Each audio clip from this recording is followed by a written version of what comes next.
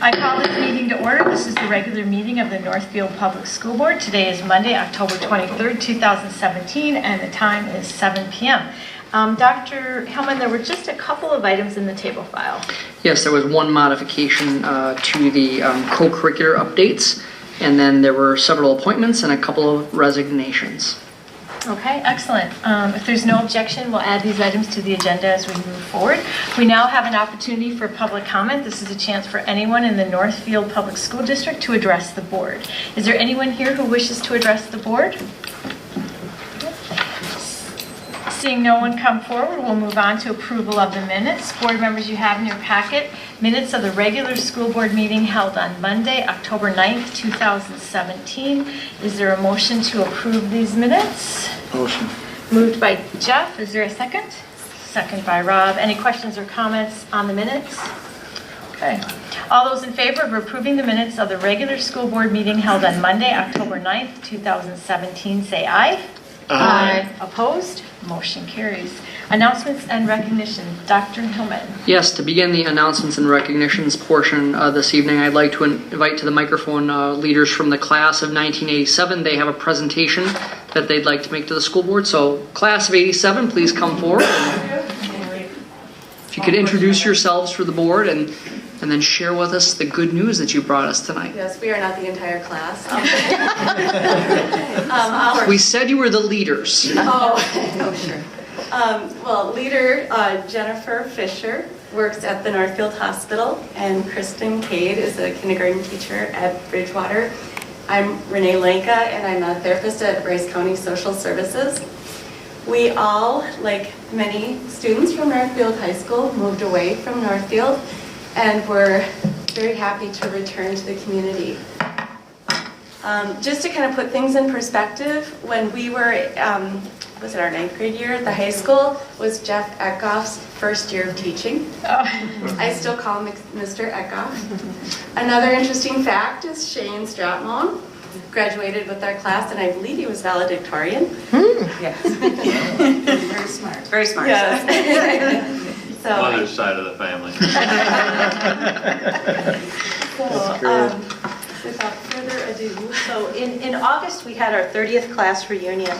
It was a fantastic night. We had an amazing turnout, a lot of good fellowship, and incidentally we voted ourselves best class to ever graduate from NHS. We've always been lucky.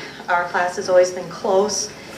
We had wonderful education, and we realized that we are who we are today because we were NHS grads. We are forever grateful to our teachers and to our school leaders, such as yourselves.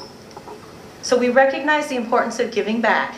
And so with that, I'll let Kristen talk. Sure. We, 5 years ago, we came to this very board meeting, and we gave back $300 to the Angel Fund. We would like to contribute again to the Angel Fund, but in tenfold. We have, from our class, we would like to present you with a check of $3,000 this year to the Angel Fund to be distributed equally or as you see fit to throughout the entire district. Not just at one building, preferably, but throughout the district. So if I could, please approach Yes. me. And I think what we'd like to do, if you don't mind, we'll come over and get a picture, because you could give it to Julie and we could get a nice picture that you could share with your class, and maybe Mr. O'Keefe could take the photo for us or something. So we'll come on that side so we can take the picture. So as part of your formal minutes, I would like to issue a challenge to the class of 88. 86 has passed, but 88, 89, you're up next. So. You're going to take it with your picture? So you want to stand on the other side too? Nice. So can you also be... We move this way. Yes, we can hold the check. I'm going to take a couple. 1, 2, 3. One more. Fabuloso. Thank you very much. And I think the class of 87 deserves a round of applause. Oh, yeah.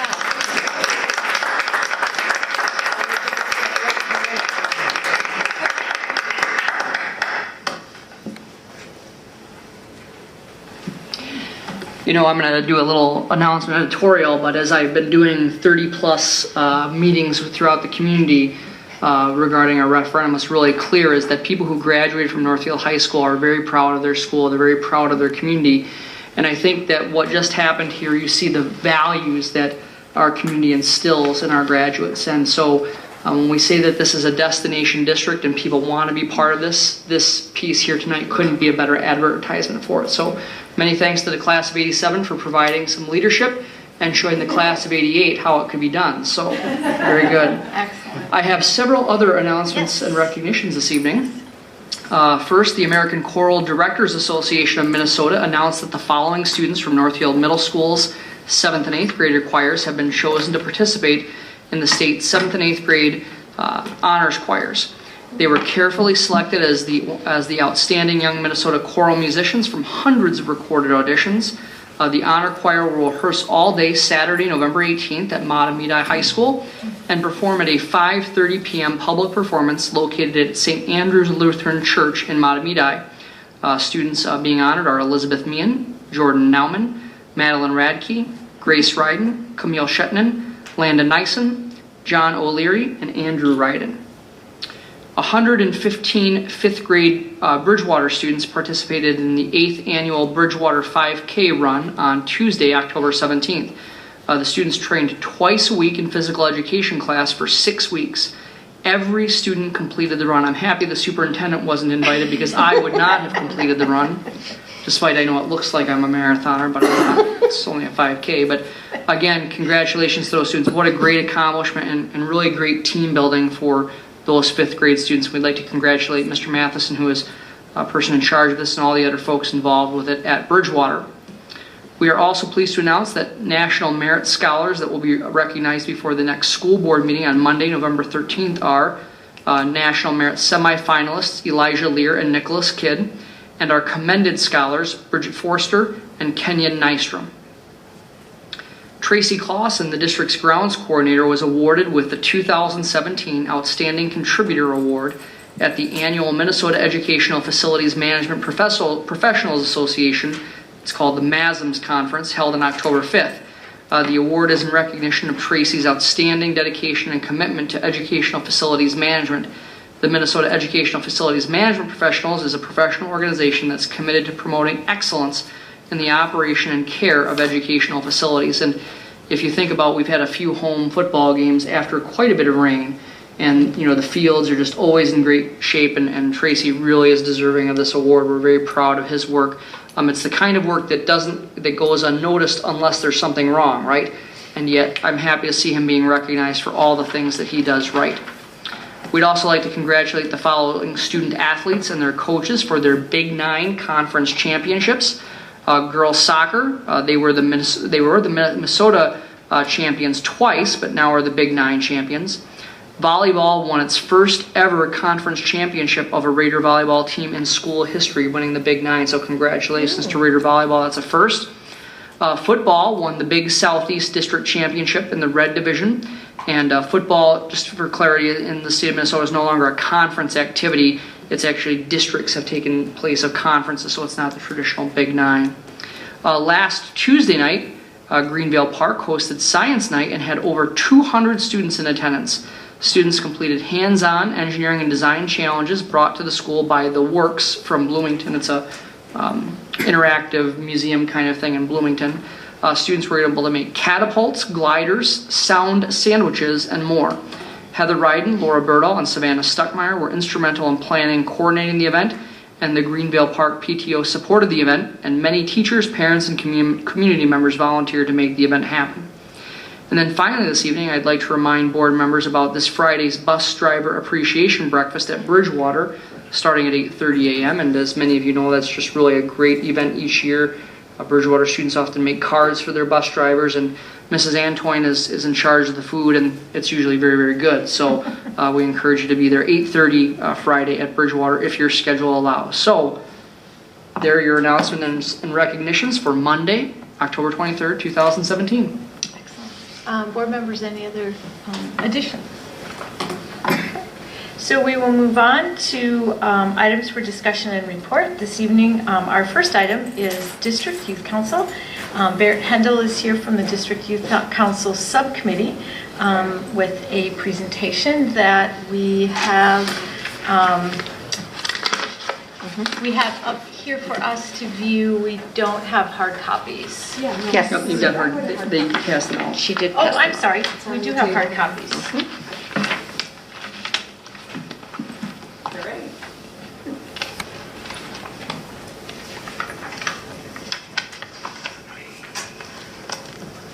Hi. Adjust that down, Barrett. There you go. Hi, I'm Barrett Hendel. I'm a senior this year at Northfield High School, and I am a member of the District Youth Council, and I am here to present you with a fall update from us. So just a brief overview of the District Youth Council. We are a student-run organization. Our goal, our intention is to be a voice for the youth as well as interacting with the district.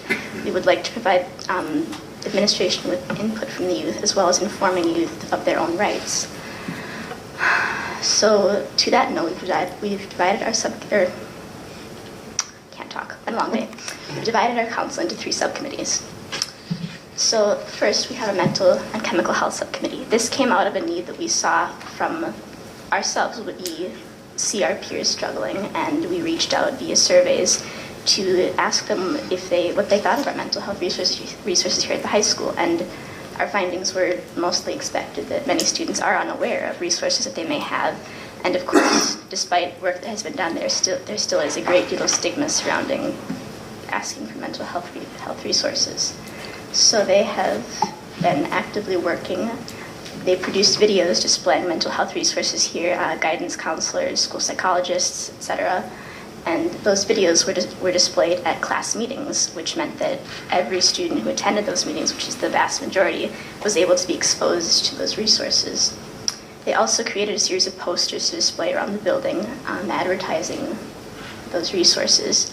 And they are hoping that they will be able to see an increase in students who are asking and requesting for those resources.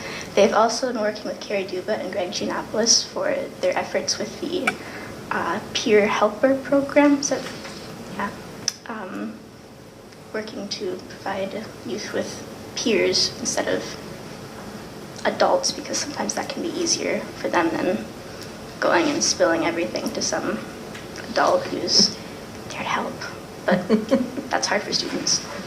They are also in collaboration with the multi-tier system of support system in that how that is supporting students and how they are working to help that and support that and be a part of that, to branch out into academic support as well as mental health support, supporting the person instead of just the academics. Interactions with administration, that's my subcommittee. This past year we became active members of Northfield Forward, formerly BPAC. And as Northfield Forward evolves, we are looking forward to continuing to analyze how best we can represent youth voice on that board and committee. And we are very pleased and honored to be able to be a part of that committee, so thank you for that invitation.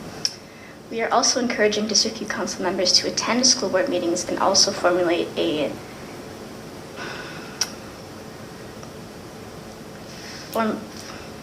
response format system that is required and makes sense and that provides a detailed, concise background to all the information that is said here, so that we can take that into account of what we're talking with and dealing with in our own work on District Youth Council, so that we are able to tell you guys how what you're doing may affect what we're doing and how the student body may interpret decisions that affect them. I think the student body is really getting involved this year for the first time because they're talking about building a new high school, and that actually affects us. And that's something that, we don't see, what you guys decide, we don't really see a whole lot that doesn't affect us very much. And I think it's really great that students are becoming involved in that process. That said, we are looking to bridge the gap between you, the administration, and we, the student body, and inform the school of what we're doing, what the student body has to say, and how we can work with you. Our goal is to work with you. We are here to help you. Help us to help you. And we also have people serving on the Wellness Committee and the College Readiness Task Force, as well as any other advisory board or subcommittee that would request youth input. Lastly, we have our Students' Rights and Privileges Committee. This has been a long-standing part of District Youth Council. They're continuing to survey the student body to see if they recognize what rights they have. Some of the issues they are working on would be the parking pass issue. That is one that is very close to home for many students in that they feel that it is unfair that they are forced to pay a large sum of money to park in school parking lots. And that's something that the UIC has been working on extensively, and they are very excited to move forward with that project. In addition to serving the student body, I think every third month, they are looking to survey the parents of the district in regards to some of the questions that they're asking the students. Because additionally, if students don't know their rights, that's one thing, but if their parents are also clueless to those rights, they can't properly say, okay, here's what you can and can't do. Like, if they know the rights, then they can tell their student, hey, you really can't bring a knife to school with you, even if it's just in your car. Whereas, as you all know, you can't do that. And another long-term goal of theirs is also to get a larger representation of the student handbook, because we don't get a whole lot of exposure to that. Maybe once freshman year, they kind of, hey, here's this thing, follow this, similar to what you've had in elementary school and middle school, but there's a lot of stuff in there that becomes more pertinent as we grow older, and a lot of people aren't aware of what that says and how that can really affect what we do here. So some survey results that we've gotten this year. Does the administration have the right to search your car if it is parked on school grounds near probable cause? Yes, they do. As you can see, just under 25% of people think they do not. And obviously that would cause some issues if you had a person in that percent whose car you did search, and that would obviously create some issues for you there. This is something that students do feel strongly about, considering the event last year with the student whose car was searched and they found illicit substances and potential weapons in that vehicle. That was a big thing. That was a big thing for our students, and that's something that they feel their privacy would be invaded by that. And I think being able to educate that 21% on why that is, in order to have more safe and understanding school community here. And secondly, this one got cut off a little bit, but it was asking about the new high school. Would you approve of this, despite the fact that there would be a raise in your taxes? And the vast majority, of course, said yes. Of course, we had to factor into account that most of us are not 18, we don't pay taxes. That's kind of way out there for us. We're not thinking about that right now. But we also see that students are getting they're outgrowing this building. They need more space, they need more resources, and they're very excited about the potential that this new school would give us. We also have a comments box on the survey, and I apologize, it's a little bit of a lot to read, but the first one is dealing with bullying, in a sense. And they reference the district policy 413, which is, again, a discriminatory bullying policy, and they're pointing out here that it's unfair here, they're saying, because if someone is harassed for being perceived to be gay, that's okay, because they're not actually gay, and that's still real, that's still bullying, that's still discriminatory, and that's still not okay, despite whatever loophole they may be perceiving here.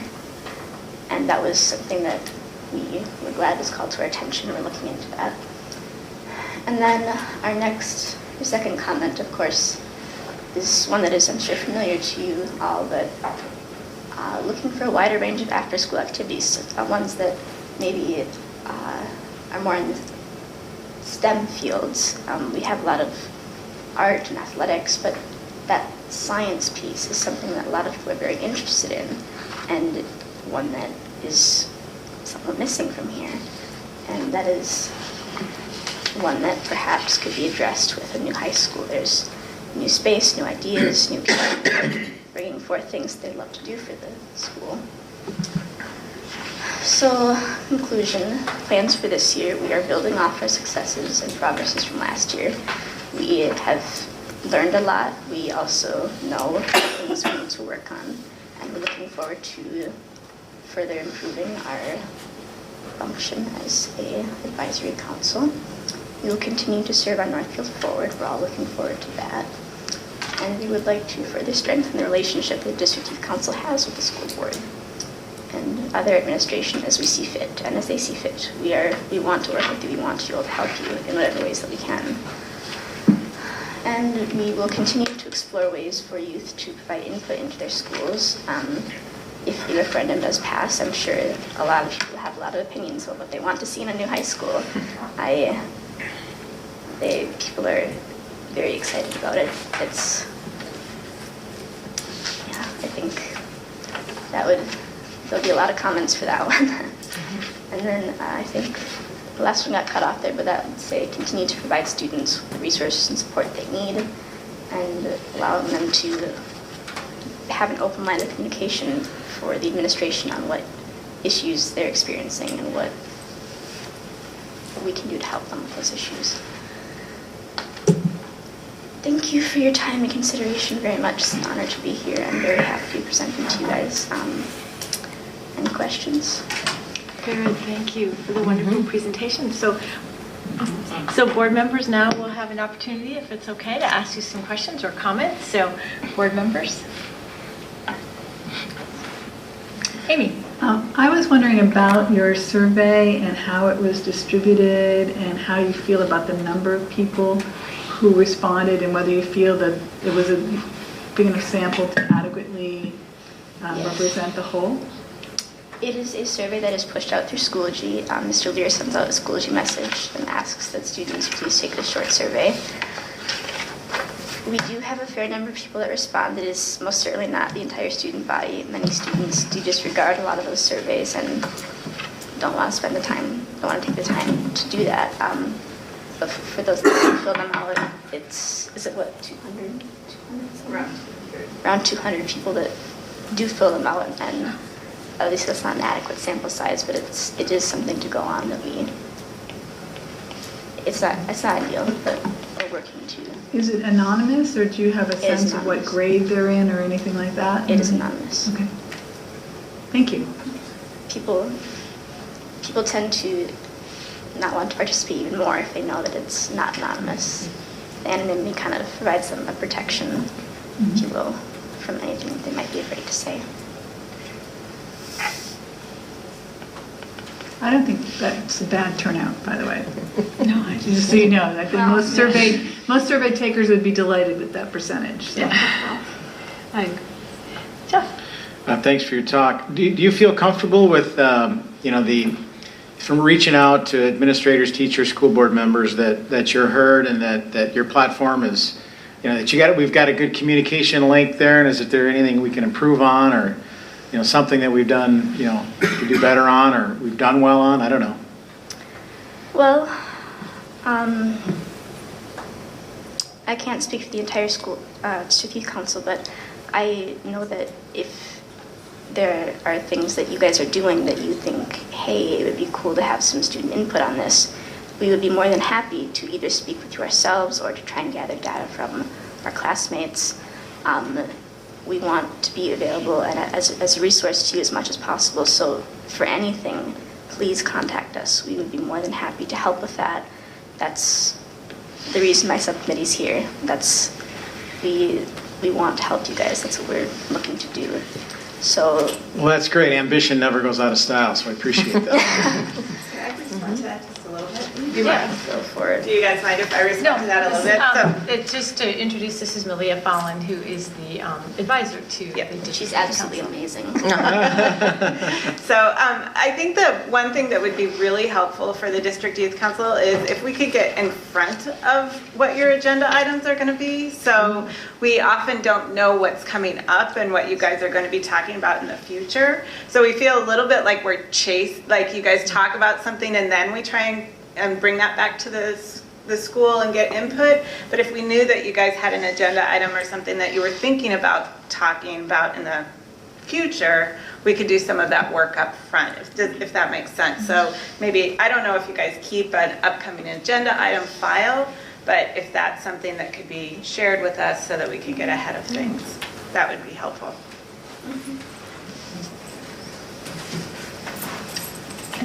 Rob?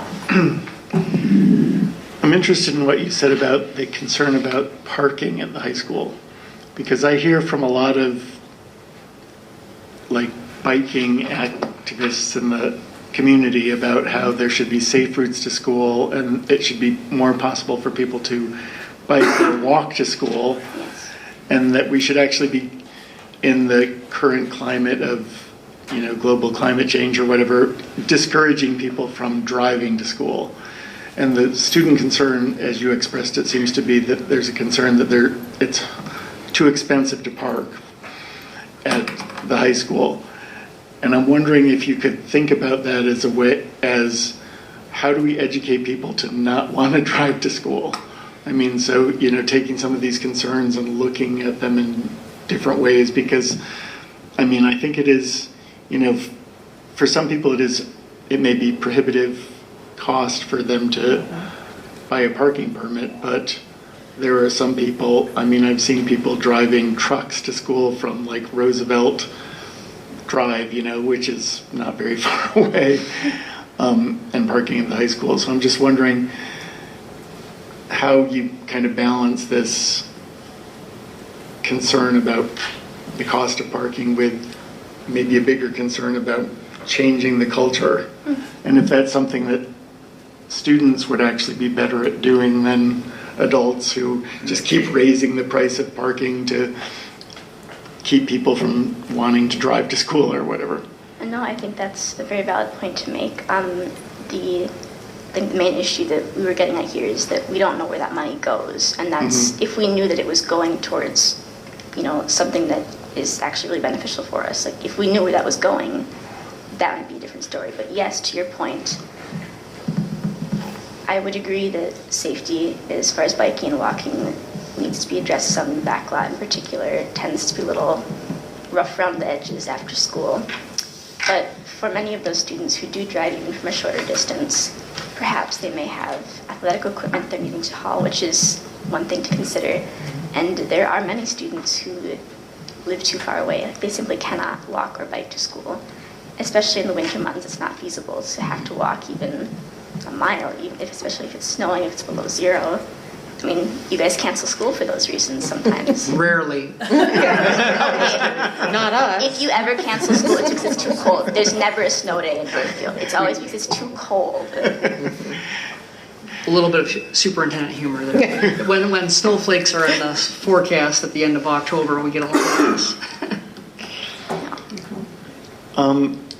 Kind of along those lines, we've gone to some of us have visited schools where there are fewer lockers in the high school. I mean, I'm thinking about building a new high school. There are fewer lockers because students drive to school and they leave their stuff in their car, or they just take their backpacks to class. I mean, if you were designing a high school, how would you think about like the storage space for your personal items? Would you think that we could remove lockers to create, more space for other things, or do you think lockers are important? Honestly, the vast majority of people I know do not use lockers. The building is so spread out that it's not feasible to say, oh, I'm done with physics, I have to run back to my locker in the H wing to grab my stuff, or math. You can't do that. In middle school, where you're in one wing and it's compact, that's fine, that's great. But here, no. I mean, some people use their lockers for coats in the winter. Other people just wear it to school in the car and then just leave it there because it's too much work to hassle to bring it in and to get to your locker. The only other thing that people use it for is athletic equipment, and I believe there is a dedicated space for that. I think you could consider perhaps having less lockers. I think that would be a good thing for us to ask student body about. But that would be up to your discretion. I mean, that's not something you don't typically see a whole bunch of students around their lockers in the morning and after school. that kind of speaks for itself. And then I have one more question. I recognize Eiley. Are there other members of the DYC here? Not tonight, unfortunately. Okay, so just Eiley and you? Okay, great. Thank you. Excellent responses, Barrett. It's tough to not know what questions are being asked, but you're doing such an excellent job, so thank you. Really Other good questions? presentation. Yes, Margaret has a comment. Just a statement. Thanks, Barrett, for addressing us, because the student voice is really important, especially in planning a new building and thinking about what's coming, because that perspective is very, very different from a youth perspective as not youth perspective. So thank you. Absolutely, it's my pleasure to be here. I enjoy this very much. It's given me a window into what kind of career I might want to have one day, so thank you for that. Excellent. That's excellent. Thank you. So any other questions or comments? I would just echo what Margaret said. Thank you so much. I had one comment on the parking survey. Do you think that it's fairly well known that students have the option of parking at Rock Fields for no cost? Yes. Okay, good. Just to offset for those who, I mean, that is, for some consideration, and I know I see a fair amount of vehicles being parked there, but I just was hoping that the student body was really well aware that that was an option for They them. are aware that there's a lot there. Again, it's farther away. Oh, no, I definitely understand. But yes, they are aware yeah, that they do have that option. There is that option. No, I certainly understand. It's obviously much easier to be outside of lower CAF or H-wing. And then when you talked about last year with the survey around mental health issues, I mean, I just think that's really wonderful. And I really think that you hit the nail on the head when you talked about being able to be comfortable with peers. And I think that's really where we see the strength of the peer helper program, which is just now starting to be implemented. So I think you're spot on there, and I just encourage whatever work you can do there.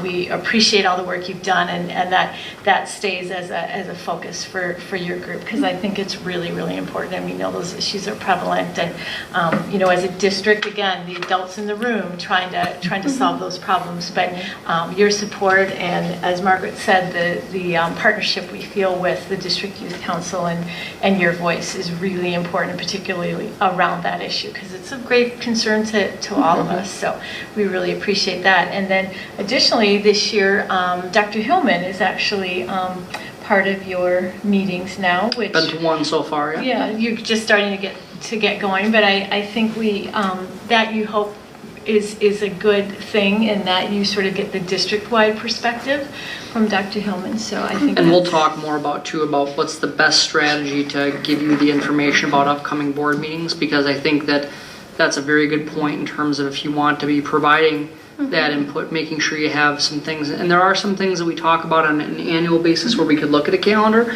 but there are other things where it depends upon the year, and sometimes we're able to know that a month or so in advance, sometimes not, but we can certainly talk about strategies to really strengthen that, so that you have a little bit more proactive voice in terms of sharing those kinds of things. I've got a couple of ideas for you as well. So excellent. All right. Well, thank you, Barrett, very you. much. We really appreciate it. yes, excellent job, And Barrett. thank you, Way to go. Malia, too. Okay. We will move on to our second presentation for the evening, Career and College Readiness. Tonight we have Northfield Middle School Assistant Principal Michael O'Keefe and our Northfield High School Guidance Counselor Mark Ensrud. And their presentation was in our packets. Good evening, everyone. As Julie mentioned, I'm Mark Ensrud, one of the school counselors here at the high school. I get to work with students' last names H through O most of the time, but I've also served in this role as a Career and College Readiness Action Team co-chair with Michael for Northfield Promise over the last almost 2 years now. Good evening. Thanks for giving us this opportunity tonight to share all the really great things. We are very excited to shine a light on what is right and what is going extremely well for our career and college readiness. I'm the assistant principal at the middle school and have been a part of the CCR team for about the last year and a half, just about coming up on our second year anniversary. So you all have this handout, correct? Yes. Perfect. This first graphic actually predates my tenure here in the Northfield Public Schools. And it was a really great graphic at the time to capture what was in place for grades 6 through 12. It was a really great opportunity for us to show and pinpoint different touch points within the 6th through 12th grades, things that were happening in the public school system for career and college readiness. Post-secondary readiness obviously is not a new topic, and so working with Northfield Promise, we identified in this graphic very specific things that were happening in different grades throughout Northfield Public Schools. We're trying to also make sure we captured the items that all students were able to access and not based on any demographic or any other information. So these were what we were able to scale it down to as far as all students having an opportunity to participate in. We did share it tonight because this is a great jumping off point for the work that our committee has done the last couple of years. So this is kind of where we started, and we're going to present to you where we're heading.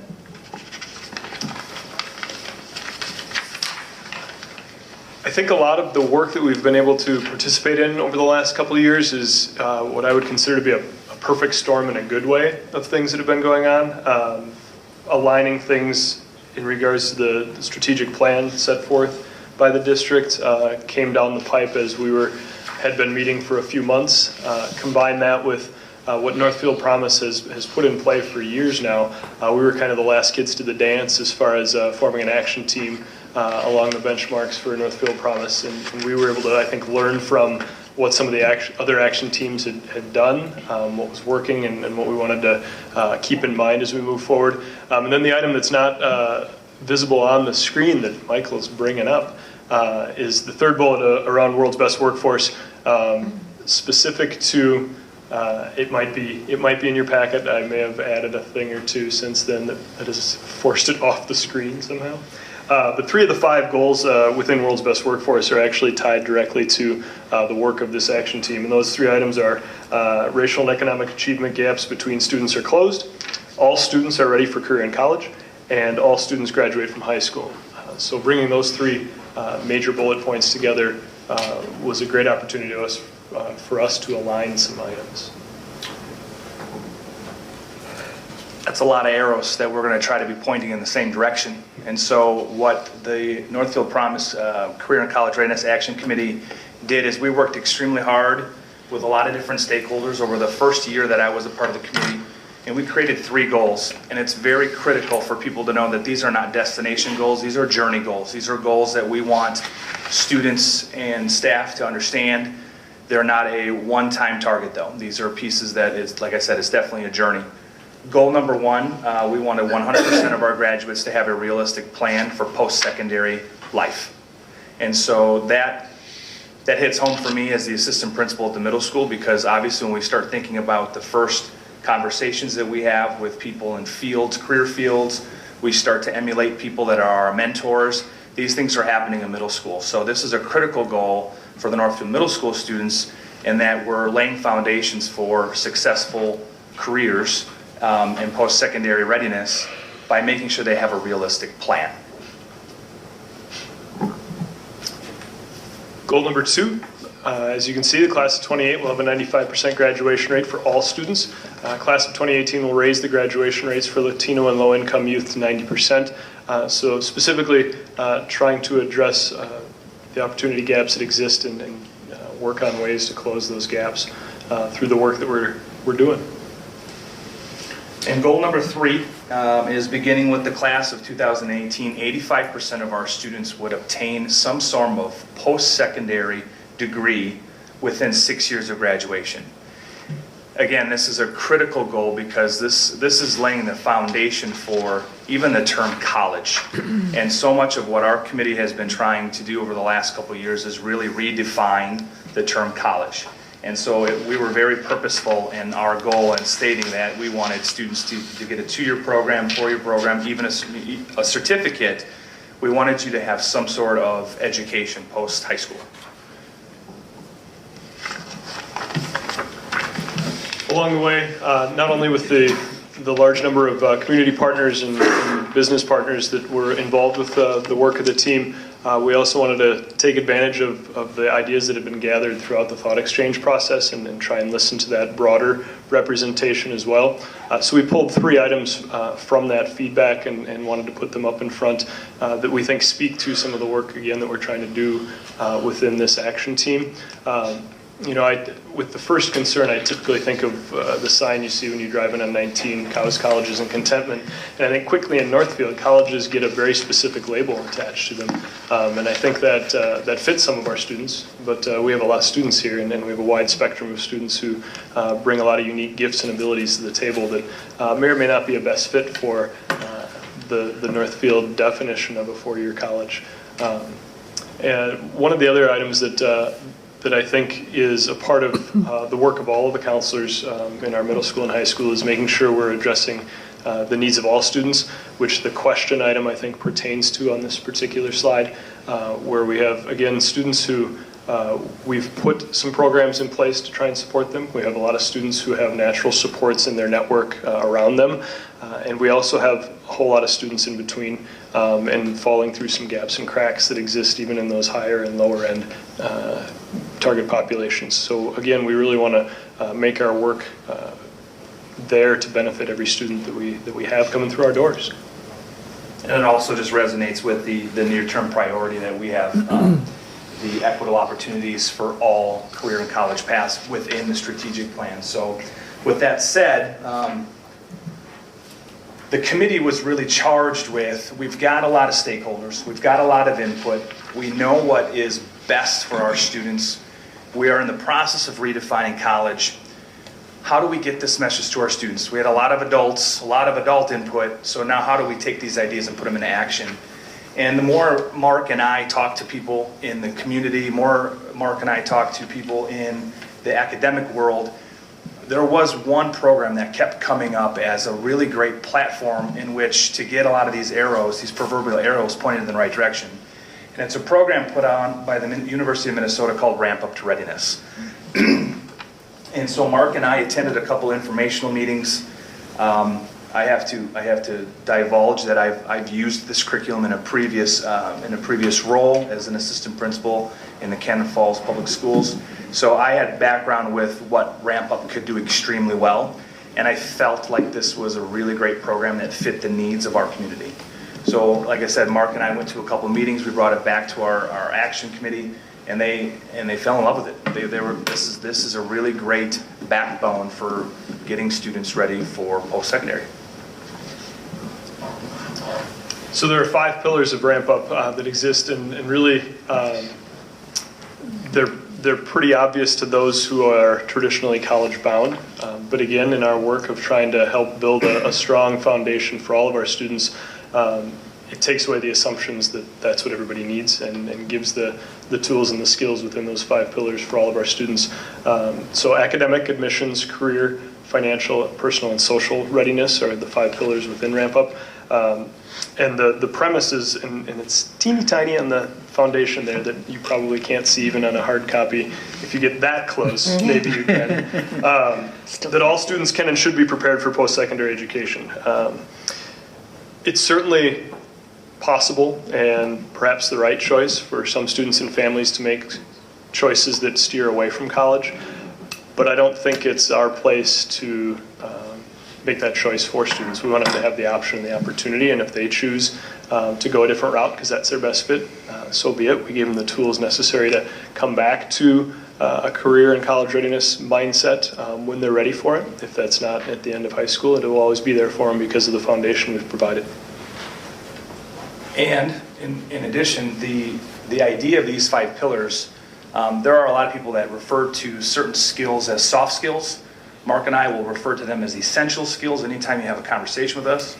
And all 5 pillars tie back to an essential skill, whether it's filling out an application for school or filling out an application for a career, whether it's having a career and counseling session in college or possibly sitting down with an employer and asking for some sort of promotion. These are essential skills that this program is giving students conversations about. And if they apply to college readiness, great. And if they apply to essential skills to be in the workforce or in the military, even better. I think the last thought with that, one of the pillars got some attention tonight through a couple references to the peer helper program, and the social, emotional, personal pillar is something where in our conversations within our team, conversations across other adults in the building, and working closely with Carrie Dewberry at the high school, it's been really, I think, healthy and beneficial to have conversations about there's social emotional, there's career and college readiness, and if you're seeing the Venn diagram, there's some stuff right in the middle that overlaps the two, and a lot of that really ties into some of those essential skills that Michael referenced. So we think it's kind of a win-win to be able to put career and college readiness content in front of our students in a way that will also meet some of their social emotional needs. Great segue, Mark. Thanks. So what Ramp Up currently looks like in the middle school is, and I apologize in advance, I frequently talk about our Ramp Up to Readiness and career and college readiness stuff with our social emotional learning, because there are so many skills that overlap, these essential skills for life. So currently in 6th grade, we have some introductory Ramp Up to Readiness lessons, 5 pillar lessons that we're using with the 6th grade students, and that is taught by our 2 counselors, Corey Yamry and Jenny Strieflin, and the assistant principal at the middle school is Michael O'Keefe. So those 3 individuals are doing some push into the general ed science classes with regards to the ramp-up pieces. And then the 6th grade science teachers are doing the SEL. So there's a little difference in how 6th grade looks. And in 7th and 8th grade, and I would be remiss to not thank the school board for helping to create the 7th grade health position, because without it, we wouldn't be having this conversation. So thank you. In 7th and 8th grade, we have the Ramp Up to Readiness lessons, and there are 21 of them that are in the 7th and 8th grade, and those are standalone lessons that the teachers are having with the students. And then there's also the 7th and 8th grade teachers are doing the SEL, and there are some overlap lessons. So I don't know how many are there for the second step, but I know that some of those pieces overlap. So it's a great segue in both the 7th and 8th grade to have conversations about essential skills, getting yourself prepared for what life will be like after high school. We can come back to this in a little bit. So we are in planning stages towards implementation at the high school level, and in doing so, we've tried to listen to feedback from as many sides as possible.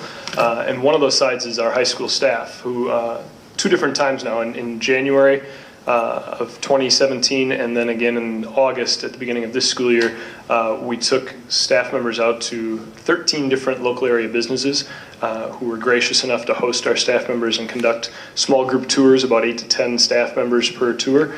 And it gave our staff a unique and different chance to step outside of our building and sometimes our comfort zones and see what was out in the real world, because we from September through June sometimes get a little trapped in our building, and it's nice to be able to step outside and see what the real world holds. So through those efforts and through a willingness on the part of our high school staff to bring in career speakers, we put out a challenge last fall, about a month before conferences, to see how many staff members would be willing to bring in some career speakers and do what they were comfortable to tie content of their curriculum into real world practices and business partners. So through those activities, we've been able to gather quite a bit of feedback that has been highly supportive from our staff in terms of finding and looking for different ways to help our students become both career and college ready. So that helped in terms of priming the pump and getting some input from our staff. Also, in listening to our students, and this is our most recent data from the pre-ACT a year ago. Tomorrow morning, we are administering the pre-ACT to our current 10th graders, so we'll have some updated data soon. But this is the most recent material we have from kind of a school-wide swath. So it's less than a year old. It's less than a year old by a couple hours. Yeah. So when all of our sophomores took the pre-ACT last fall, one of their survey questions was around the, what kind of stuff do you still need help in? And 63% of our students expressed some sort of need for help and support.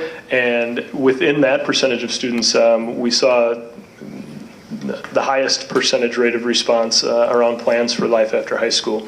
It was not specific to any particular content area or even content within a subject area, but trying to get some help with planning for life after high school, which, to be honest, as a high school counselor is both challenging and also really exciting because it's a lot of the work that we try and do to support our students, but we know we need as much help as we can possibly get with our networks of support here in school.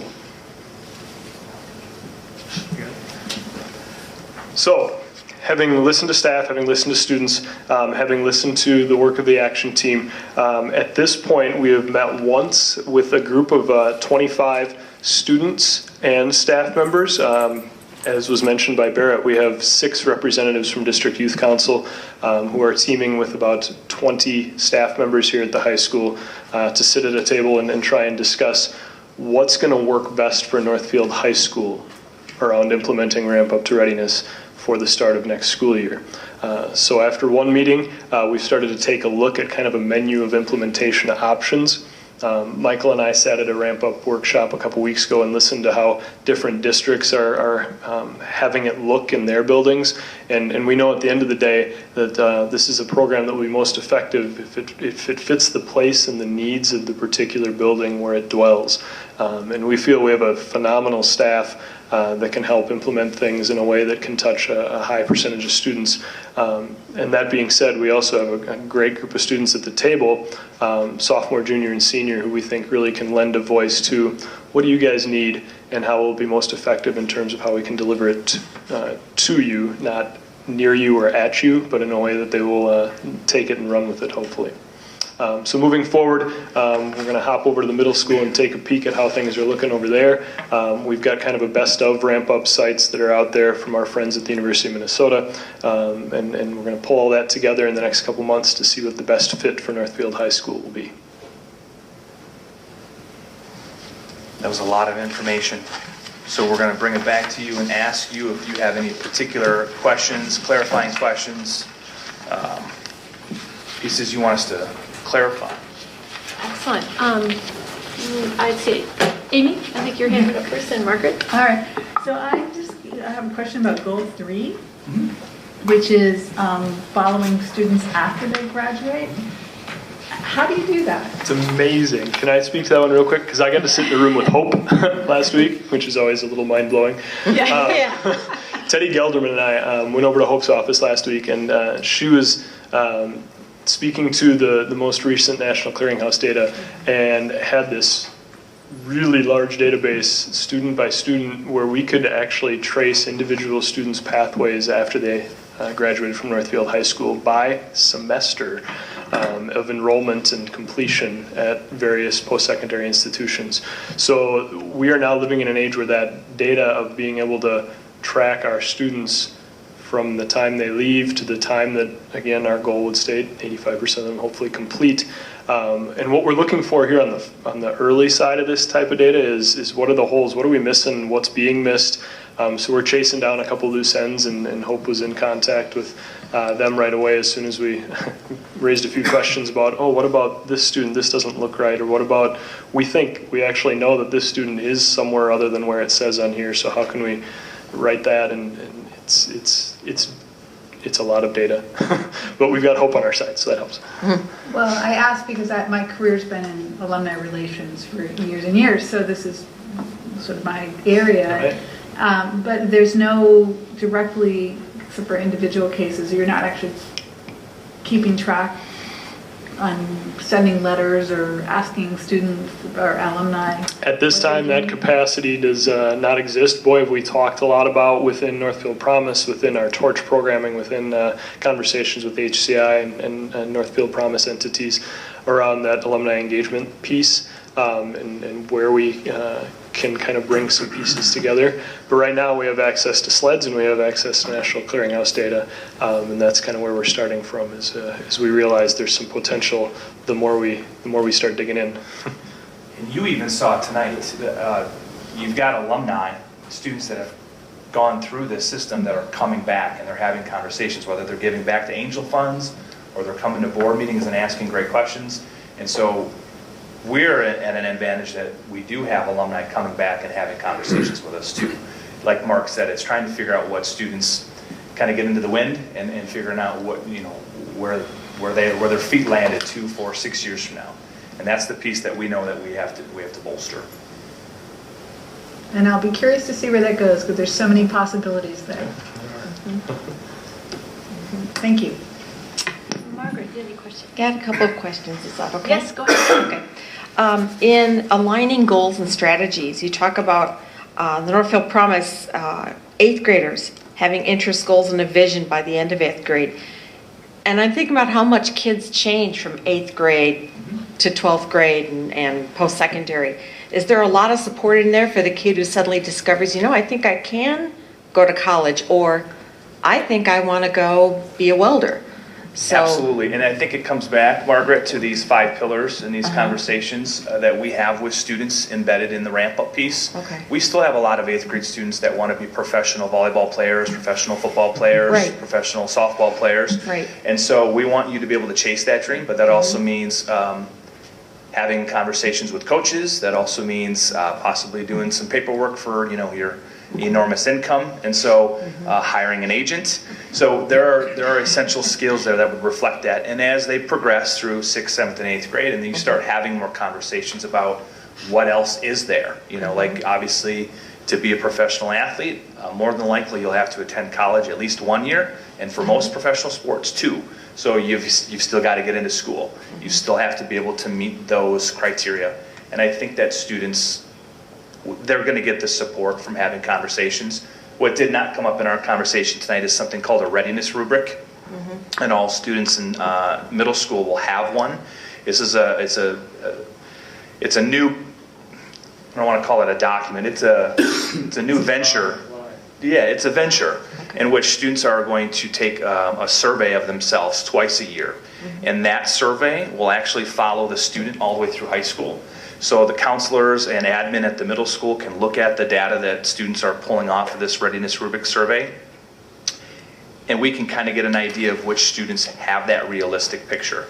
We're going to have some students that just don't know, and that's okay. We're going to, as we proverbially will pass this batch of students on to the high school, and we have transition meetings and talk about our students, we're going to have data to indicate which students are not quite there yet, Margaret. Okay. They need to obviously have some deeper conversations with counselors or staff members at the high school. Okay, good. Yeah. Yeah, I was just thinking I wouldn't want to underestimate or overestimate. Absolutely.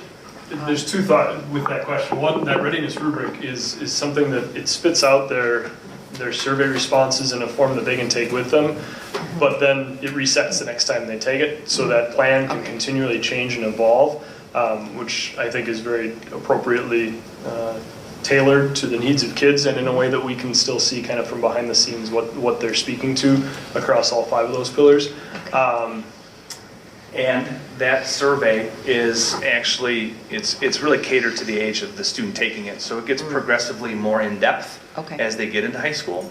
So you're right, there's going to be some middle school students that just aren't even scratching the surface of what 19 will look like, right? So we understand that, and the questions really reflect that in 7th grade. They get more in-depth as they progress through school. It's sort of more getting in the habit of thinking about it. Right, and that's a big part of the mindset shift, is getting them to think about it. Right, okay. And that was Dan Riesgraf came to one of the health teachers at the middle school, came to our first meeting last week to speak to anybody that wanted to listen about how things were going so far. And he spoke to how quickly, he was surprised. He's worked at the middle school for a long time, and was surprised at how much 8th graders were excited and interested in talking about post-secondary planning. That he wasn't sure if that was going to be a decent fit or too far beyond them. And I think part of that is, I don't know if it's good or bad, but it's a byproduct of being in Northfield, where there is this awareness of college that exists from the time you can see them. Again, whether good or bad, but it has kids a little more acutely, I think, aware of it being out there. Okay. So I think that's good. Okay. Yeah, I think that's it. My other question was, when we say a 97% graduation rate for all students, this might be more for Dr. Hillman, do we count the ALC in there? Yes. So if they're not graduating from Northfield High, but they're still a senior, and graduating from the ALC, we're counting? It's the district. Okay, Right, yep. Thank you. Thank you. I would go one step further and tell you that we're also including Arcadia students in this graphic. Okay, good. Yeah, when we're doing Good. Northfield Promise work, it's all students. So we're truly doing district-wide, It really, Community-wide. Northfield-wide, Community, yeah. absolutely. Perfect. Okay. Thank you very much. This is great. Great question. No. And then, Tough question because I think it requires a judgment. But you spoke of the college-only culture in Northfield, the community. What do you believe is the source of that attitude? Can you repeat the question, though? You spoke of college-only culture is pervasive in Northfield. If that's indeed a correct assumption, who do you think is responsible for that cultural attitude? Within Northfield Promise, we're working under a collective impact model. Therefore, I think we're all responsible for it to some extent. And I think what I mean by that is we are products of our environment, and in this environment resides 2 four-year liberal arts schools. And I think it's hard to remember the number of students who haven't necessarily traveled far beyond the borders of Northfield. Therefore, they know what they know, and they don't know what they don't know. And if this is what they see growing up, then it's pretty easy to make a pretty short leap to believing that that might be the only form of college that exists after they're done at Northfield High School.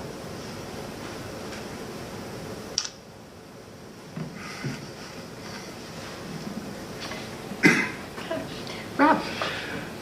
Okay, I guess I have a few questions, if that's okay. Yeah, absolutely. First one, specific question about the 95% graduation rate for all students. Is there, when you have goals like this, are there kind of like benchmarks along the way that you track? Are we on track within this current year to getting to that point? I mean, how do you see that you're on track to meeting that goal? I think it actually connects pretty closely with some of our MTSS programming here at the high school as students are nearing that diploma at the end of their senior year, and there's been, I think, some great strides made around earlier interventions at the high school level. I was a teacher within the 9th grade academy for a while when that first started, and we were really focused on having as many 9th graders as possible on track by the end of 9th grade, because that's such an important indicator. At the same time, I think when you're setting lofty goals like 95%, there are things that can happen between 9th and 12th grade that can certainly throw people off their track and their path. And I think MTSS and the opportunity to meet as a team with counselors and school psychologists and nurses and other helping professionals on a twice a quarter basis to really pour through individual data and talk about what's the best support for this student to try and get them back on track and have those conversations. I think it's a lofty goal, but I think we're in a great place as far as a community that has pretty impressive graduation rates to begin with. So when you can drill it down to an individual student's story and build a team of adults who can try and provide the best support for that individual, I think our odds are pretty good. So you feel like you have the resources or potentially have the resources to reach every single student and get a detailed goal or program or plan for each student? And that's where the ramp-up piece was critical, at least at the middle school, for impacting goal 1 through 2 and 3. The model that we employed at the middle school gets to every single student in 6th, 7th, and 8th grade. Health class is a requirement for 7th and 8th grade, and so we have all students taking those health classes.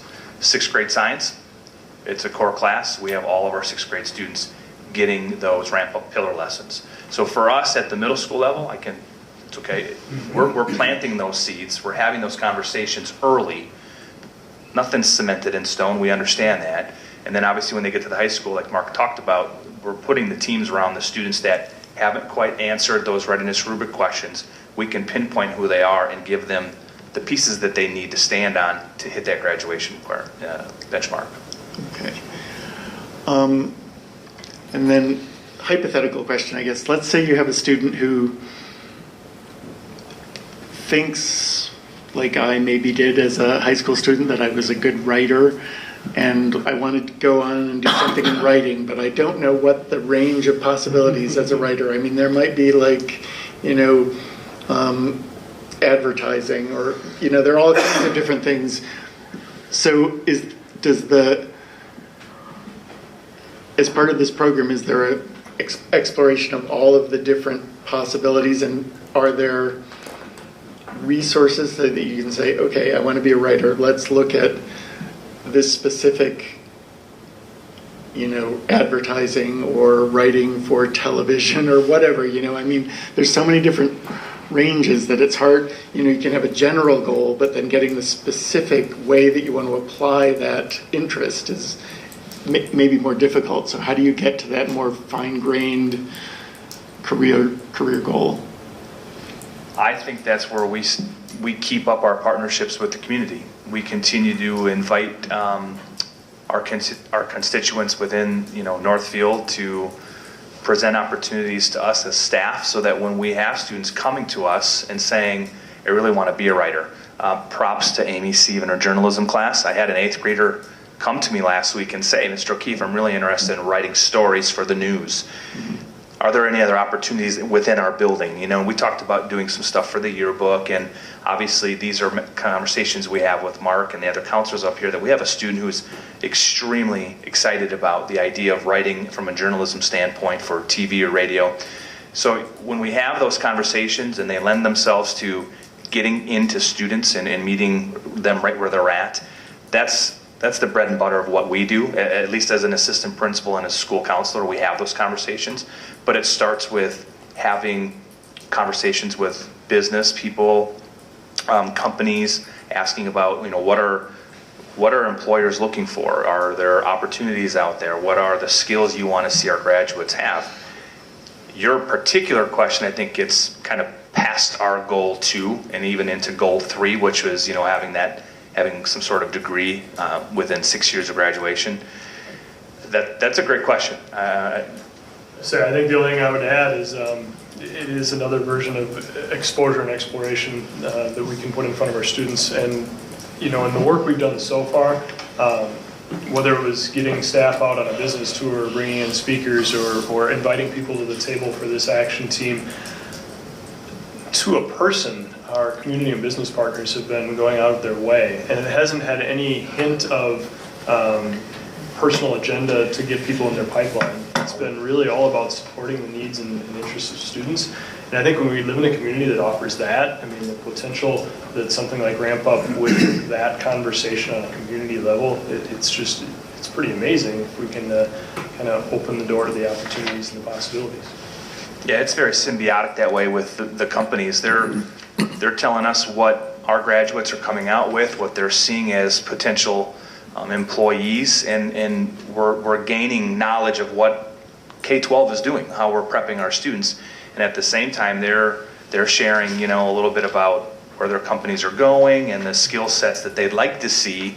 So for us, it's very advantageous to have those dialogues with the companies and the employers. We think it will drive so much of what is happening in our ramp-up lessons. Great, thank you. Amy. Another question.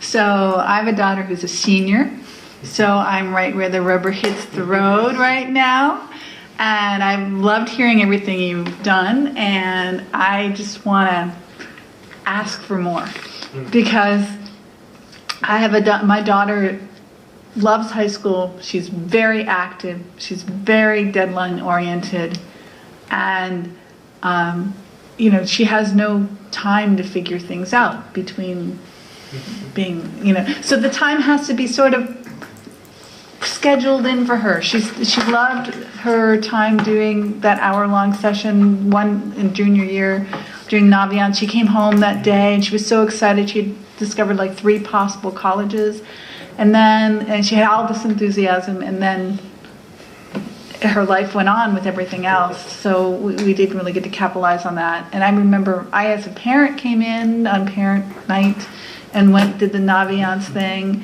And that was great. I was very impressed. It's a wonderful program, but I didn't take it any further. So you're looking, I guess, like mother, like daughter here.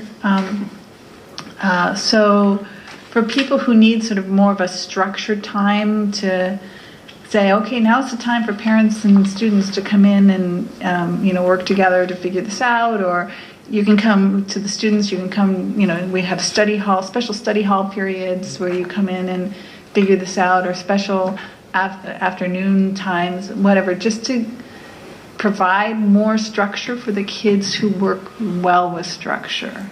So, do you have any comments about that? I probably have one. I think it's creating a time and space in the day, and there is a need for that. You know, when we get in front of seniors, counselors go into seniors the first week of school and talk about kind of what's coming for those who are on the cusp of application season. And we talk about how the amount of work to put in that first semester of senior year is akin to taking another class that we're not giving you credit for, nor time and space in your day to complete. And then we apologize and say, wow. And now take the ramp-up model and spread it, walk it back to 6th grade so that students aren't slammed with this as they get into junior and senior year, and spread it out over a lot longer amount of time and find the best way to implement it across content areas with as many adults in the building able to access the model as possible. And I think we're stretching it out for students over time and space, and we're also incorporating a lot more adults in the process to try and help build a network around them. And I love that you're doing it over a number of years. I'm just thinking like my daughter's in the musical this year, and from the first day of school, you know, there's been practices, and it would actually take somehow coordinating things with the directors saying, we want all the juniors and seniors who are in the musical to not have rehearsal this day or this hour and have them come to this session. And I don't know whether the athletes would be the same, but you know, she does rehearsal all day and homework all night, and then starts the next day again. So, Jennifer Kunze, who is a big supporter at the university, one of the leads at the University of Minnesota for the ramp-up piece, she has said in many of the sessions we've attended with her, this is a program that's going to go slow to go fast. And at first I didn't really buy into that until we started meeting with other schools that have had it for 7 years. And their questions are now getting to very specific things like yours, where we've had the program, we've had the conversations with our students the last 5, 6, 7 years. Now they're trying to gain ideas from other schools that have been doing it longer than that about what are you seeing? How are you giving the seniors, you know, how are you addressing the parents that want to talk about a gap year? You know, like those questions are coming up. I know there's a stigma with it, I'm sorry. But how do we address that as an institution, as a high school, as Northfield Public Schools? How do we address students that aren't quite ready there, or how can we provide them so that we can get to our goals? I think right now it's tough to answer that question. Obviously your daughter, where the rubber hits the road right now, but I think we come back, we go slow to go fast, and I think we'll see more direct results with our students in 7th and 8th grade now as they enter high school, that it might not be, I just don't think it's the stigma there of getting it all done, and Mark, that's a great way to, you're taking an extra class your first year of, you know, I get that. It shouldn't be that way though, especially if we have conversations early and often. We go slow to go fast, so. thank you. Rob, you have another question? Sorry, I think this is a really important discussion, so I hope. Yeah, this is excellent. I'm thinking about just kind of, you know, Amy's question about providing this structure. When you're in high school, there's a structure provided for you, and you have this goal, which is to graduate. And you have a whole bunch of people, this whole support staff, your teachers, administrators, counselors, saying, we're going to work toward this goal of graduating. You get to college and you kind of have the same thing. Or like my son who did a gap year and was in Thailand, he was like, on Rotary, he was like, I'm going to learn Thai this year. And when I get done with this year, I'm going to be able to speak Thai. And then when I get to college, I'm going to go to St. Olaf and I'm going to get into the band. And then you get out into the world and you have to be really, there's no one setting those goals for you. You have to set them for yourselves. And so kind of cultivating sort of self-motivation and figuring, I mean, it's a more basic skill than what am I going to do in life? It's more like, how am I going to think about what I do in life? You know, I mean, how do I motivate myself, and how do I analyze my own interests and things? So, you know, I mean, I think in some ways it's more basic because we're not that's not setting a goal for someone or saying, here's the goal I have, but it's how to set the goals and how to achieve those goals. So how do you work on those more sort of meta goals, I guess? It's a very cerebral question, and I want to make sure I process it and get an answer to you. I think so much of our work to even identify that might even be embedded in our second step social and emotional stuff. There's so much of what is going into both the ramp up and the social emotional stuff is a growth mindset, and Dweck's work about knowing that you can make it happen. And I agree with you. I think goal setting is a skill that for a very long time we kind of went away from goal setting, but so much of what ramp up does sets goals. So all 7th and all 8th graders, this is a fact, spent the last week in September writing 3 SMART goals for themselves this year, just so they get into the habit of setting goals. Some are very lofty, some are, I would like to straight A all 4 quarters. Some set goals of, I would like to attend all classes, all days. Some set goals for themselves very realistic. This is a tough subject for me, I'd like to get a C in this course. So they've all practiced writing SMART goals for themselves. And I think, again, you'll see the fruit of that labor down the road, the more time students spend in both the second step and the ramp-up piece. To get to what I think the heart of your question is, though, it is a mindset. It is the conversation, and this is kind of my soapbox, so I don't know how much time we have left, but the idea of college just in general, and the idea that it isn't necessarily just a 4-year path for everybody. That college can be any of these different paths if you set your goal. So in the case of your son, obviously having a gap, his goal was to learn Thai. Hopefully he succeeded. And obviously coming back, that's his goal. And so you proof in the pudding, he set his own goal to learn that, and he did it. So obviously he learned those skills here at Northfield Public Schools. We're hoping that through the course of ramp up and second step that they'll learn how to set those SMART goals for themselves. And that there's a looping component within the program that they'll come back and they'll set new goals next year, and if their interests have changed, if they're starting to get a better handle on who they are, what their growth potential is, what they want to accomplish, now those goals are changing. Now they're doing a readiness rubric a little bit differently. It's not making a plan to set it in stone. It's making a plan to learn how to make a plan over and over and then adjust it over and over. As we listen to our business partners, we keep hearing the number of times that students are going to change their path once they're in their first career is a number that's pretty scary to most adults, and anywhere from 7 to 10 times is what the current model is projecting. So to give those students the ability to navigate a path that will continue to do this rather than just straight line, I think is really doing work in the best interest of all our students. So it sounds like, just going back to our trip to Menominee Falls where we talked about continuous improvement, that you set goals and then you look at those goals and what did you learn from either your ability to achieve them or to not achieve them. Failing forward. Yeah, so you move onward and you say, okay, I didn't do this, so I'll find out why, or I'll find out why I didn't really want to do that or whatever. So And that's why we're so excited, Rob, about the readiness rubric. It is our metric on so many levels.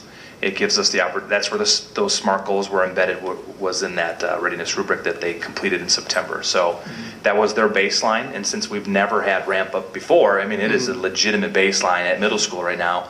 7th and 8th grade students have had 0 conversations. And so going back to Margaret's question, what if they don't know where they want? Well, we had a lot of students that couldn't answer. What are you thinking about post high school? We had a lot that said, I have no idea. Are you kidding me? Is this really a question? And so that's a good baseline, because we're hoping that those are the students that have identified through the goals. And then we're going to get a lot of those students, like that journalism student who said, hey, I hated writing until I got to write stories for the news, for the morning news at the middle school. I want to do this. Let's talk about it, Mr. O'Keefe. So I think we got to get to more of those, and we capture that through the metric of the readiness rubric. Great, thank you. Yeah. Yeah, these are really great questions, and we'll ask you to indulge us a little further because we have another board member who wants to weigh in, and I have some questions, so it's Hi, Jeff. great. Something very important, and I think we got to look at the future, and we just can't be throwing education at this education on top of education. And I like everything you're saying. This is great. And what are the jobs in the future? I look at myself. I mean, I went 4 years at Augsburg up there. It was great. Had a great experience. A year later, I am the first rep for the first wireless company in Minnesota. The guy that hired me started Sprint. Now that's a pioneer, and I had no idea. So what in the next 5-10 years, what are new businesses, what are new industries? We're gonna spend a ton of money hopefully here and design different spaces, different ideas. What we wanna do is we wanna get ready for the next generation of jobs and to figure out where that is, what that's coming. So the collaborative between the business sector, the county, the state, the university, St. Olaf, Carleton, put those minds together, get the whiteboard out going. Tell these kids, say, here's where the jobs are gonna be, here's where you need to focus on. And they're gonna be more technical, and they're gonna have some skills and a mindset on that, and some heavy old school discipline to get some work done. So anyway, that's my rant, thank you. Essential skills. This is no joke. When we've been at some of these workshops, it has been how to write a thank you note, how to say pleases and thank yous. When's the appropriate time to interrupt somebody? And and these are skills, believe it or not, that come out in these ramp-up discussions, truthfully. Well, my BA at Augsburg is communications, human relations with minors in sociology and psychology. And we really need to get back to some soft skills. And unfortunately, Essential. Yeah. Oh, sorry. Essential. And if everyone just walks around like this and has ear pods in and doesn't talk to anybody, that's a tough deal. How are you gonna get jobs and talk to people? To answer your first question about what are the careers going to be, I don't have the crystal ball, but I know that if we prepare our students with an essential skill set, they'll be successful in whatever field that they pick. And that's the ultimate goal. Graduate, follow your aspirations, what do you want to do? And these skills are going to get them there. That's my firm belief. John Stens, who's one of our business partners that's been here at meetings and has done a lot of great work, uses the word adaptability a lot. And I think that's going to be just a huge component of a skill set that students will learn that are part of that essential skill work that we want to do. Because we can't tell you what some of the jobs are going to be when our current 7th and 8th graders enter the workforce. We have no idea. So we got to give you some skills that are going to have you ready regardless of what that job might look like. Very good.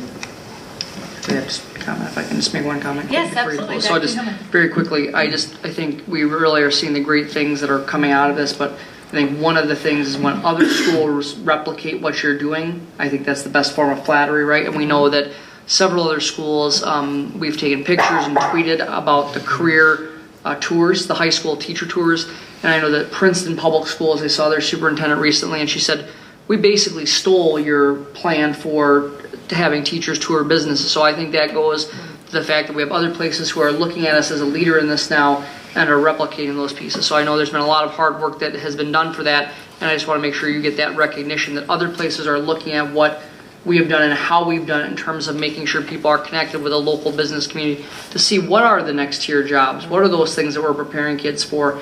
And I just want to make sure that publicly they get that recognition that we've got other people who are creatively borrowing your ideas. So congratulations. Well, along those lines of recognition, that's kind of the comments I have. I mean, you sort of alluded to the 2-year process, but I really want to walk that back and talk about the incredible amount of work that has been done in 2 years. And I was fortunate enough to be on the Career College Readiness Action Team, and it was so impressive, the number of different businesses we had, the business leaders in the community that came together to really help formulate where this was all heading, and their input has just been invaluable, and their continued interest. It wasn't just serving on an action team and coming up with goals and say, okay, we're good, but they have continued to be interested and to really give a lot of sweat equity. They've got a lot of skin in the game and sweat equity towards helping us with this. And I think So we've been very fortunate in that regard. And I think when you talk about the essential skills, we just really can't emphasize those enough, and it was so interesting. Board member Stratmone and Gorwitz and myself were able to go see John Stenz at Force America. He had been encouraging. As part of my work on the Career and College Readiness Action Team, I got to know John really well and his interest and passion. And he's also done the career fair at the middle school, which has just been growing and incredible. And so he was great enough to give us a copy of all his different positions within his company and the skills that it took to be successful. And it was all the soft skills in terms of good communication and Essential skills. Essential skills. I can't believe I just said soft, because I'm usually pretty good about saying essential. Anyway, he talked about creative problem solving and communication, and so I think that's really regardless of where the future takes us or where those particular students go, those are really, really key. So it's just so great that you've really honed that in, and the Ramp Up to Readiness program, I think, is absolutely the right place for us to be, and I'm really excited about that.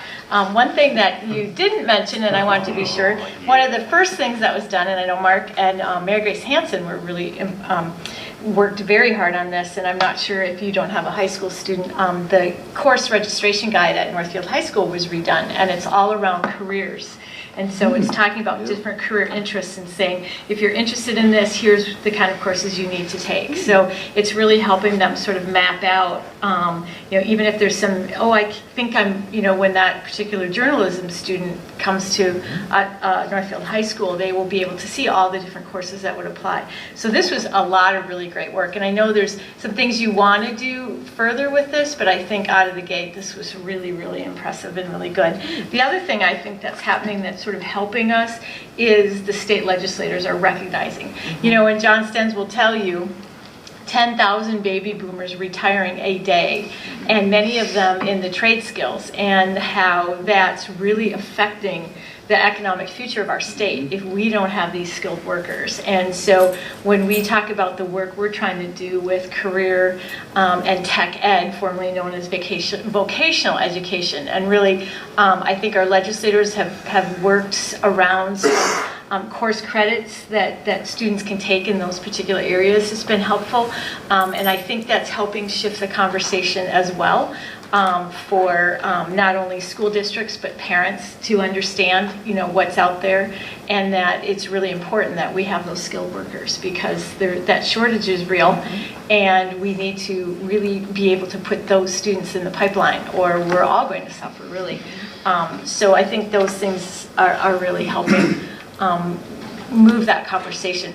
My question is on the Ramp Up to Readiness program, is there a parent component?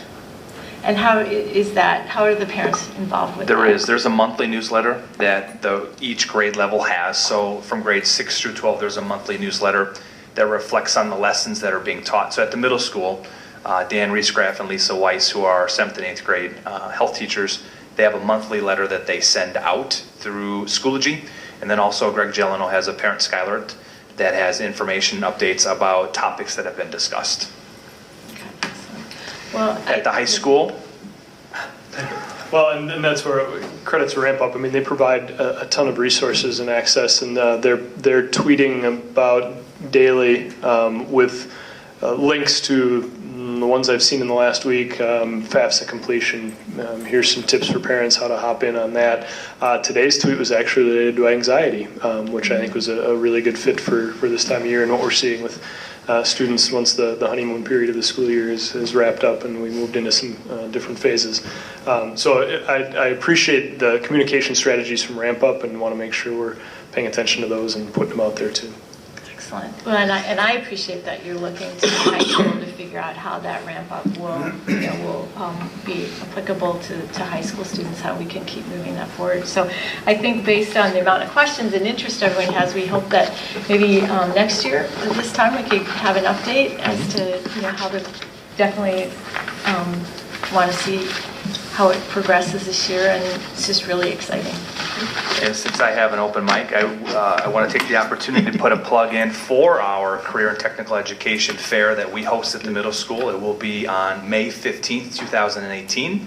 And so that is a really great opportunity both for the components at the middle school and the high school. And that's when we talked about the proverbial Venn diagram. This is where it's all coming together. We have the business stakeholders, we've got our students, we've got teachers. It's an amazing opportunity. I invite all of you on the board to come out and check it out. It's a great time. It's really a great event. I think a lot of board members have had the occasion, but it's good to have. And we've got the 10th grade Career Expo, and I'm looking at Noel because he's been presenting there for the last few years. He's been a great participant in our 10th grade Career Expo here at the high school that happens February 16th, 2018. So we'll get word out on that too. Good. We'd be remiss in not thanking both of you for all the hard work you're doing. And clearly you're very passionate about what you're doing and you're working really hard, and we really appreciate it. So thank you. Thank you. Okay, excellent. That was excellent. I appreciate all the great questions and comments board members had. So now that completes our items for discussion and report. We have one item for individual action. That's correction to the co-curricular additions. I'll have Dr. Hillman just review that quickly, and then I will ask for a motion as it is an item for individual action. Yeah, so again, as part of the transition from the previous way that we handled co-curricular positions to the new method in terms of you approving the additions or reductions from the co-curricular grid, there was just one piece that as we were actually implementing the changes we learned, which is that in the old days when we did the costing of the model, what we would do is we would take a snapshot like we do with any other position. And in this case, the snapshots were the first step for each of those positions. And when we went to actually make some of those changes, we realized that we actually have some incumbents in some of those positions. So in the handout that you received, basically you're getting that we have about 4 positions where there are some changes that needed to be made, and it's a relatively small dollar amount, but what we wanted to do is bring this forward to you. Example, they were put in italics, so the assistant football coach position, the high school weight room position, the high school head strength position, the DECA program, the middle school activity assignment for vocal music. Those positions had incumbents of those positions, and there was a slightly higher dollar amount for those. I think the net total was less than $1,000. So, but in the interest of transparency and showing you with warts and all, when we have the best thinking, we wanted to make sure we came back and asked you to approve this updated model. Okay, excellent. Let's ask for a motion. Is there a motion to approve the changes to the co-curricular additions as presented? Moved by Noel. Is there a second? By Rob. Questions or comments? I have a question. Yeah, Rob. So the dollar amounts, the payment for these positions and this pay scale is set by the contract. Correct. So all we really need to approve as a board is putting a person into this position to take that. So I'm just wondering, I mean, this is changing the dollar amount, but the dollar amount is set by the contract, not by the board. So I'm just wondering why this step is necessary.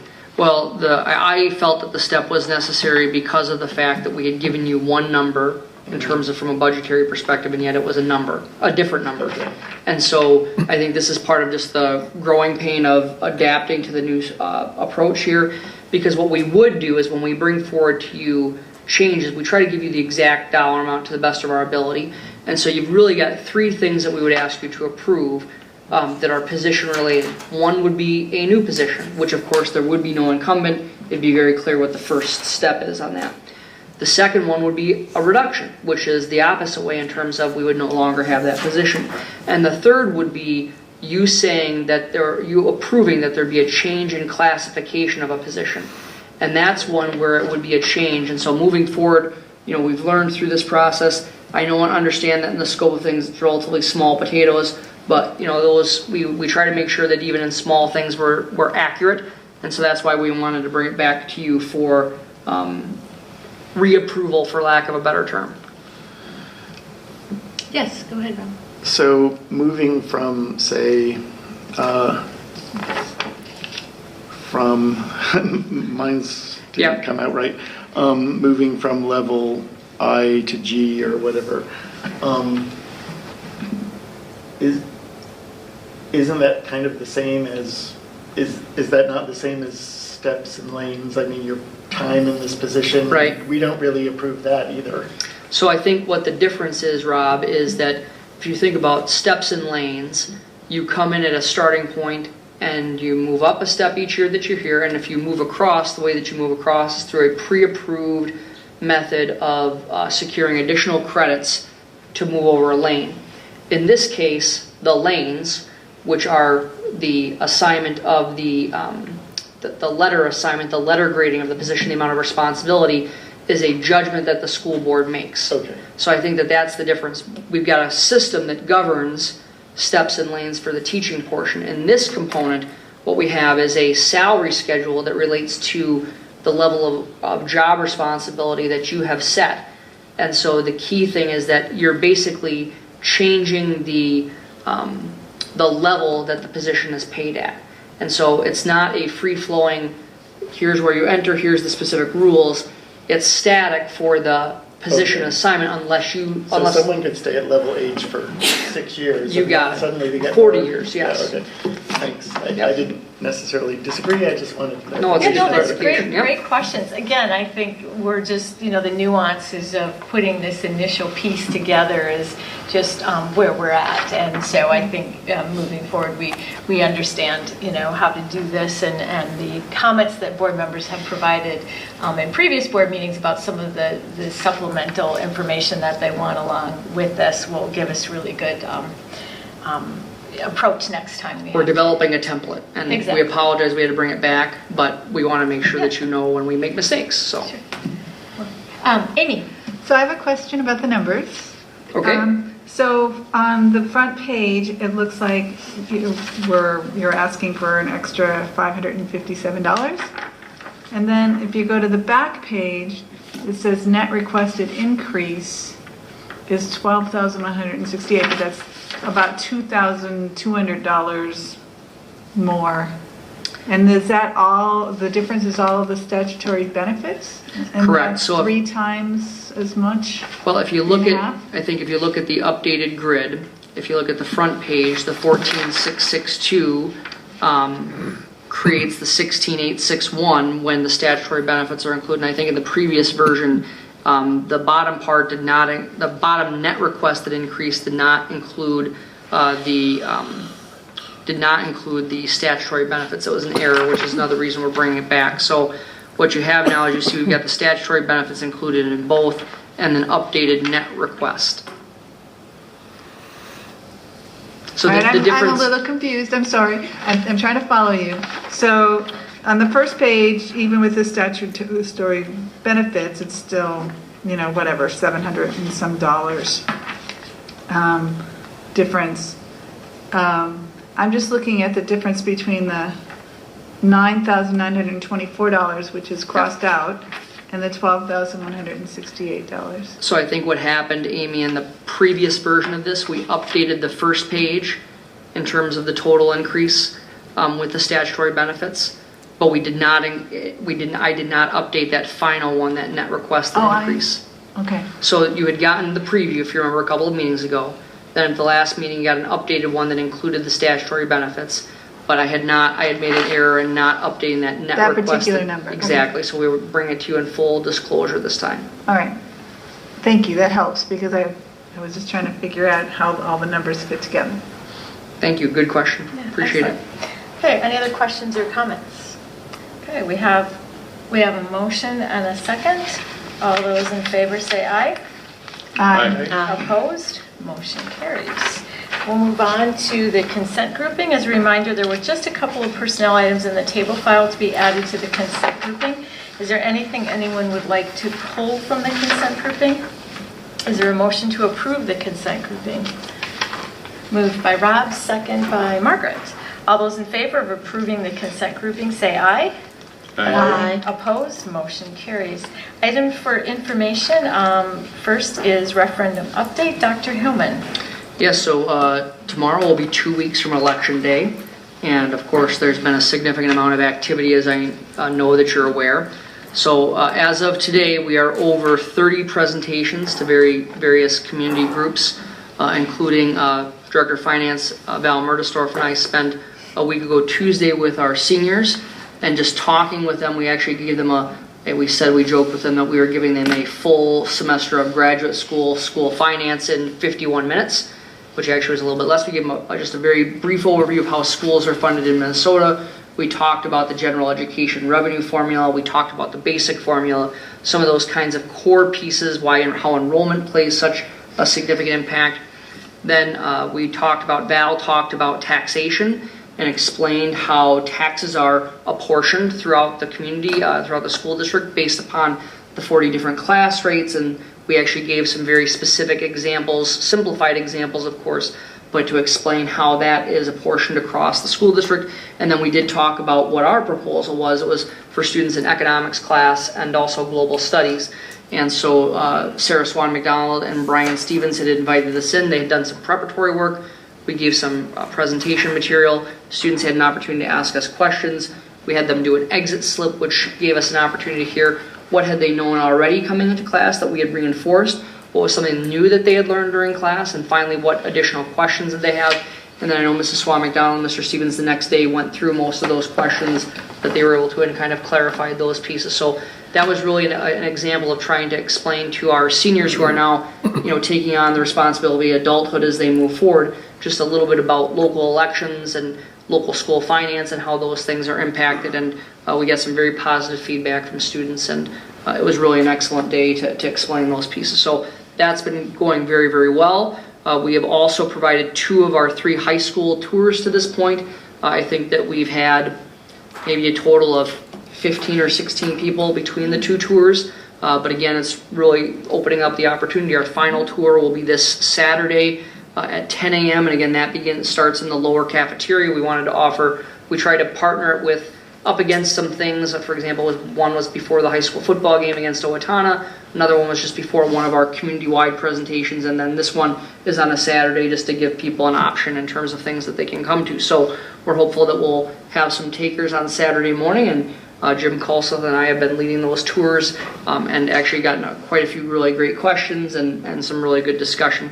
And then in addition, I just want to point out that as people are aware, we had mailed by statute the notice of special election the week, basically it went out basically on October 10th, I believe, 9th or 10th. And when it had gone out, it was apparent that there was an error in terms of the company that we contracted with had not included all the materials. And so that was resent last week. And the materials of the supplementary mailing were all picked up by the company that did the mailing for us that we've contracted with. It's about 10,000 people, so it's a pretty significant number of mailings. Those started to arrive in homes today, just so that that's one of the last things. We've also got some other pieces that we're preparing to post on the website and in the newspaper and those kinds of things to finalize the legal components with the election. So I just wanted to bring that up so that we're transparent about the fact that there was a mistake made in terms of not all the pieces there. And it was resent to folks. And again, the company that did the mailing, they picked up the cost of all the materials for the supplementary mailing due to their error. And we were mailed it on the first date that we were able to mail Correct. it, and there's no last date to mail, so we're well within the. Well, and actually, October 23rd was the last date you could mail it. There is a week, so we mailed it last October the 19th, and so that it did go out within the time frame. Got mine today. Good. So again, those are just the pieces that some of these things we don't have the capacity to do on our own, so we need to contract with someone. And so we have contracted with a Faribault vendor to do that. So the other pieces, we're just coming up to that point where we want to make sure that people are going to vote and making sure that people remember, to get to the polls and making sure that if they want to, they can absentee ballot ahead of time. And so I would open it at this point to any questions that people would have. I see Noel raising his hand over there already. Matt, I've heard considerable misinformation or lack of information regarding the most recent legislation that applies to tax credits for farming. I read a long article in the Trib but I haven't read anything locally. Can you put some flesh onto that conversation that'll help me understand it? Absolutely, and I'll ask Val Murdersdorf to help me with it, but just know that, you know, in the 30-plus presentations that we've given, as many board members have seen when you've attended, we have a slide on tax impact. And during that slide on tax impact, I always reference the ag to school tax credit and talk about how that has an impact on agricultural non-homestead property. That's the key thing. So this only applies to bonded debt. So I think the fact is we have presented it in a number of areas, but we still, and I talked with someone from Ellers today who was saying there's some similar feel throughout the state that, you know, while it has gone through and it's been signed, there's still an understanding of what it means for local agricultural folks. And so, Val, do you want to just talk a little bit about the 40%, because I think you've got the best way to describe it. Sure. Well, I hope I have the best way to describe it. So the ag to school credit was essentially a 40% tax credit for agricultural properties, excluding the home garage and 1 acre. So it's on all of the other property, all the other acres. And it is a direct tax credit on their bill. So it's not something that they have to apply and wait for funding back. It's an actual reduction on what they'll pay directly. And it is actually on our existing bonded debt as well as any future debt that we would have. So the latest estimate that MDE has is about $275,000 for our district, which is not directly to the district, it is to the taxpayers. So $275,000 of basically less taxes that our ag properties would have to pay.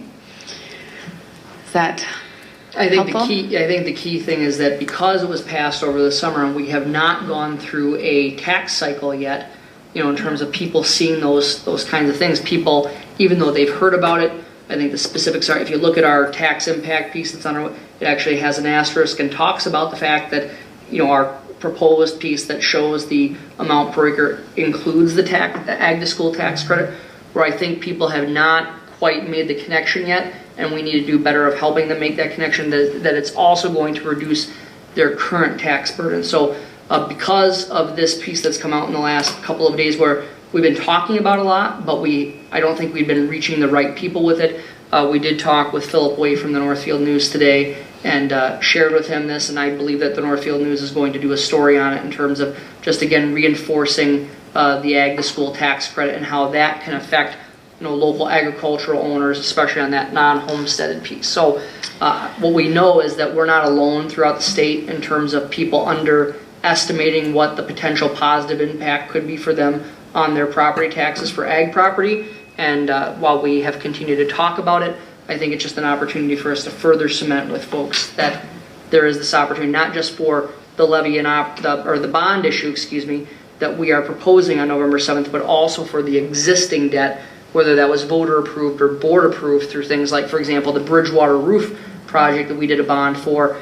You know, that 40% actually also is applicable to, you know, taxpayers in terms of their apportionment of that as well.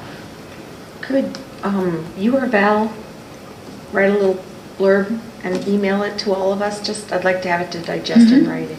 Yep, I also have some data on the amount for various tax impacts that we can give you too. Yeah, and I think one of the points too that I think the community needs to understand is that the ag community is getting the tax credit, and that's not being then passed on to businesses or residents to pick up that tax impact on the bond. That is the state with dedicated funds to offset that. So it's not that the rest of the community has to pick up the difference that the ag community does not have to pay as a result of this legislation, that there's dedicated funds from the state that are paying that tax credit. Yeah, that's a very important point to make, that was part of the legislation, is that it's not reapportioned to local tax, it's collectively handled at the state level. So I think that's, unless people have other questions about I always referendum. have Yes. questions. So I'm wondering about election night and how you're expecting to find out the results of the election and how that process goes once the polls close. Sure, so there's two different parts to that, and I'll ask Val and Danita to help me if I misstate something here. I think I'll be okay, but the key thing is because the city of Northfield also has an election, they are handling those in-city polling locations. And then we as a school district, Val Murdersdorf as the deputy clerk, will be handling that. She went to some training today. There's some addition, Danita went as well. Where they're learning those pieces, those lead judges will bring those pieces in on election night. All of it's entered into the system, and then at the end of the day, what the numbers that people need to look at is what's on the Secretary of State's website. So, we will only have a portion of the information here at the district. The city will have another portion, but really what folks need to do is the official, just like on any other election night, the only data that counts is what's on the Secretary of State's website. So that's where I would encourage people to take a look. And, if we know about previous elections, sometimes those processes take a little bit, and so we don't exactly know what time we'll have all the results finalized, but the key thing will be the Secretary of State's website is the gold standard in terms of what we look at. So Val or Danita, anything that... And of course, we will, once we know for those, for sure, we'll plan to communicate and those kinds of things at a variety of levels. Excellent. Any other questions or comments? Just thank you for your work. It's been great fun, actually.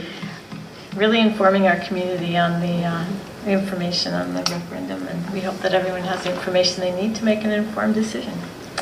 Okay, second item for information, as a reminder, National Merit Scholar Reception on Monday, November 13th, so our next board meeting at 6 p.m. So prior to our school board meeting, we'll have that reception, and that actually this year is taking place in the High School Media Center. So we'll just, when that adjourns, we'll move right to our board meeting that evening. Future meetings then? Excuse me, Julie, when you move to future meetings, you'll notice that I got carried away with what was going to happen on November 13th. No, I made the correction. Oh, okay. Yeah. So future meetings, I just said Monday, November 13th, we'll start at 6 p.m. with the National Merit Scholars Reception. Following that same evening, November 13th, at the regular school board time of 7 p.m. here in the High School Media Center. Future meetings then Monday, November 27th, the World's Best Workforce Public Hearing that we are required to have. We will begin that at 6:30 p.m. on Monday, November 27th in the High School Media Center, and then following that adjourn, and then reconvene for our regular school board meeting that same night, Monday, November 27th. So next school board meetings, November 13th and November 27th, all have a couple of different aspects to them, and I know Danita is always very good about reminding us, but you can get those on your calendars well in advance of that happening. So that's it for items for information, so and future meetings. So with that, I ask for a motion that we adjourn. Moved by Noel. Is there a second? Second by Amy. All those in favor say aye. Aye. Opposed? We are adjourned.